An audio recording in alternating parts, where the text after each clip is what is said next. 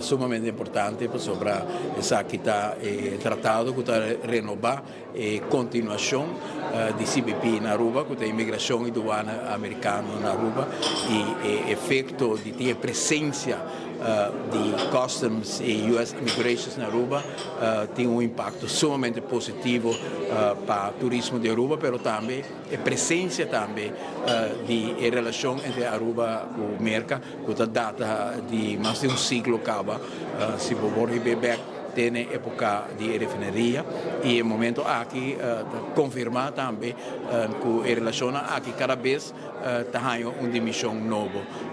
Hoje também nos recordar com o sentimento profundo que o primeiro-ministro de Aruba, Sr. Henny Eyman, tem assunto a 13 CBP Aruba na ano 87. Justamente no momento que Aruba está enfrentando uma crise grande econômica, ela apresentar com sua equipe uma visão, e tempo aí também diretor novo e jovem do Departamento de Relações Exteriores, o Sr. Tico Cruz, que vai assessorar o Sr. Henny Eyman, e tempo aí tem um trabalho importante aqui. Também outro personagem importante, tempo aí tem o Ministério de Relações Exteriores, que é o presidente do Banco Central, James Semler.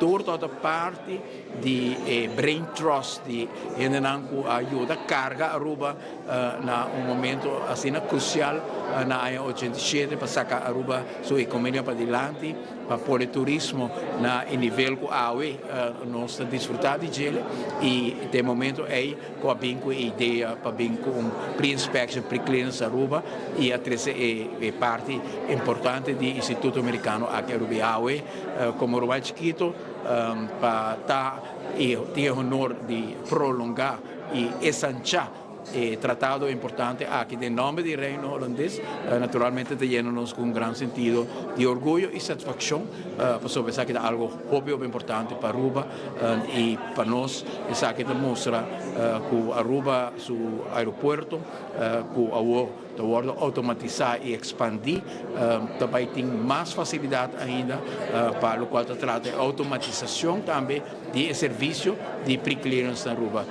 Um momento não grande para Aruba, momento que a Fundação agora põe mais de 40 anos a passar para um visionário que a guia para Aruba no momento de mais crucial e hoje nós podemos um bloco arriba e trabalho grande que ela faz.